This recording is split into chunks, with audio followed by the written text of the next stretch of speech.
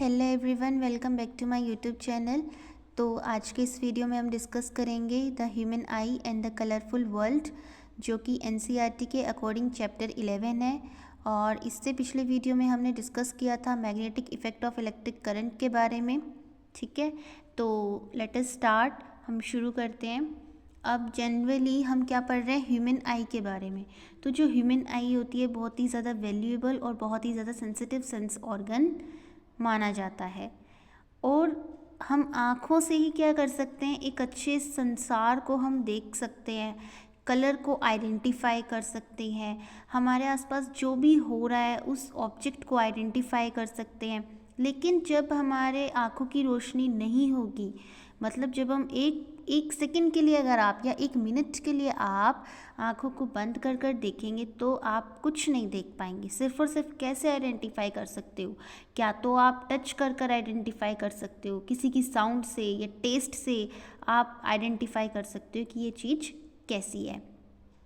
लेकिन आप कलर्स को आइडेंटिफाई नहीं कर सकते। कलर्स को आप ना तो टेस्ट से आइडेंटिफाई कर सकते हो, ना ही स्मेल से, ना ही साउंड से क्या कर सकते हो, आइडेंटिफाई कर सकते हो। आप सिर्फ और सिर्फ किससे आइडेंटिफाई कर पाएंगे, सिर्फ और सिर्फ आँखों से ही आइडेंटिफाई कर पाओगे। तो क्या ये एक सेंस ऑर्गन है और इसे बहुत ही ज़्यादा सिग्निफिकेंट माना जाता है। ठीक है, अब जो ह्यूमन आई होती है वो एक कैमरा की तरह है। जैसे कैमरा होता है वो फ़ोटो क्लिक करता है, तो जस्ट एज जो आप फ़ोटो ले रहे हो वो उसके कैमरा में जाती है। तो इसी तरीके से आपका जो कैमरा है वो क्या है, आपकी आईज़ होती हैं। The human I is like a camera and its lens system forms an image on a light sensitive screen called the retina। उसको क्या कहेंगे हम, रेटिना कहेंगे। उसके बाद जब हमारा आँखों के अंदर लाइट एंटर करती है तो जैसे ही लाइट एंटर करेगी एक थिन मेम्ब्रेन से वो लाइट टकराएगी, और वो जो थिन मेम्ब्रेन होगी उसे क्या बोला जाता है, कॉर्निया बोला जाता है। ठीक है, क्या बोला जाएगा उसको, कॉर्निया बोला जाएगा।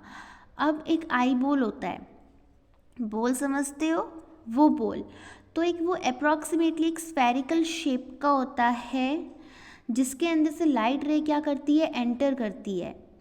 बाहर का जो कॉर्निया का जो सरफेस है उसमें क्या करती है, एंटर वो कर देती है। एंड देन जो क्रिस्टलाइन लाइंस होते हैं वो क्या प्रोवाइड कराते हैं, एक फाइनर एडजस्टमेंट प्रोवाइड कराते हैं ताकि उसकी फोकल लेंथ क्या हो सके, एडजस्ट हो सके। यानी कितनी अलग अलग, अगर मान लो कोई भी ऑब्जेक्ट है वो कितनी दूरी पर रखी होगी रेटिना से, रेटिना से अगर कितनी दूरी पे कोई भी ऑब्जेक्ट रखी होगी तो वो क्या होगी, उसकी फोकल लेंथ को एडजस्ट कर पाए और उसे उस डिस्टेंस पे अप्रॉक्सीमेटली वो देख सके। And we find a structure is called as the iris, और उस स्ट्रक्चर को बोला जाता है इरिस, जो कि कॉर्निया के पीछे होता है। कॉर्निया के पीछे क्या होता है, इरिस होता है। ठीक है, कॉर्निया क्या है, कॉर्निया एक आउटर सरफेस है, एक मेम्ब्रेन है जहाँ पे लाइट क्या होती है, स्ट्राइक करती है। और इरिस क्या है, इरिस एक डार्क मस्कुलर डायफ्राम है, एक स्ट्रक्चर है जो कॉर्निया के पीछे रहता है। और ये क्या कंट्रोल करके रखता है, ये प्यूपिल को कंट्रोल करके रखता है। जो साइज होता है ना प्यूपिल का आँखों के अंदर, उनको क्या करके रखता है, ये कंट्रोल करता है। ठीक है, अभी ये एक देखो आपकी बुक में एक स्ट्रक्चर दिया हुआ है, देखिए ये आपकी एनसीईआरटी की बुक में एक स्ट्रक्चर दिया हुआ है ह्यूमन आई का। तो आप जैसे कि देख सकते हैं ये कॉर्निया है नीचे, यहाँ पर ये एक थिन मेम्ब्रेन है जहाँ पर लाइट टाइप की जाएगी। ये एक इरिस है जो कि क्या है, ये एक मेम्ब्रेन है, इरिस है। एक डार्क क्या होता है इसमें, एक डार्क मस्कुलर डायफ्राम है जो कि पीपल के साइज को क्या कर रखा है, इसने कंट्रोल कर रखा है। ठीक है, और बाकी की आपकी सिलियरी मसल्स होती हैं, ये आपका रेटिना है, दैट इज़ द रेटिना। ये optic nerve and vitreous humour. अब देखो आगे चलेंगे, हम प्यूपल के बारे में जानेंगे। वो क्या है, आपका प्यूपल है। तो अब प्यूपल क्या रेगुलेट करता है, जो लाइट की अमाउंट है उसको रेगुलेट करके रखता है और उसको कंट्रोल करता है। जो भी चीज़ आपकी जा रही है उसको क्या करेगा, यानी कोई भी चीज़ अगर कोई भी लाइट वगैरह जा रही है आई के अंदर एंटर कर रही है तो उसे क्या करता है, रेगुलेट करके रखता है और क्या करता है, कंट्रोल करता है। ठीक है, उसके बाद है जो eye lens.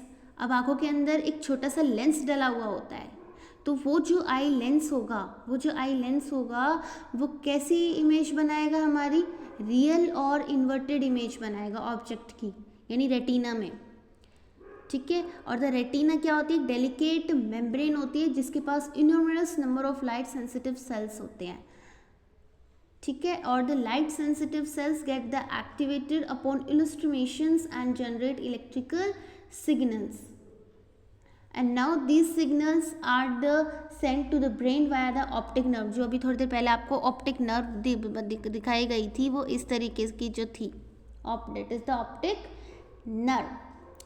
And last is the brain interprets their signal and then finally process the information so that we preserve object they are। जो आसपास जो भी ऑब्जेक्ट होती है उनको हम देख पाते हैं, ठीक है। तो ये एक बेसिक था आई का, ह्यूमन आई का बेसिक था।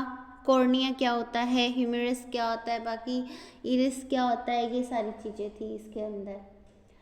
बाकी अभी हम पढ़ेंगे अगला टॉपिक पावर ऑफ एकोमोडेशन के बारे में, ठीक है। आज के लिए इतना ही, अगले वीडियो में फिर से डिस्कस करेंगे पावर ऑफ एकोमोडेशन के बारे में, ठीक है। तो चलिए तब तक के लिए बने रहिए मेरे चैनल के साथ। इसका बेस अच्छे से क्लियर कीजिए, इसमें ज़्यादा और कुछ था नहीं, इसमें बस ह्यूमन आई के बारे में बताना था, डेट्स तो जो कि आपकी बुक में भी दिया हुआ है।